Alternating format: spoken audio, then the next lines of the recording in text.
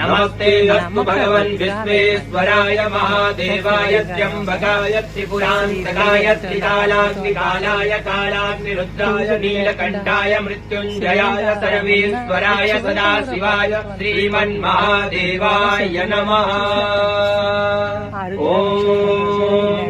नमस्ते अस्तु भगवन् विश्वेश्वराय महादेवाय त्र्यम्बकाय त्रिपुरान्तकाय त्रिकालाग्निकालाय कालाग्निरुद्राय नीलकण्ठाय मृत्युञ्जयाय सर्वेश्वराय सदाशिवाय श्रीमन्महादेवाय नमः।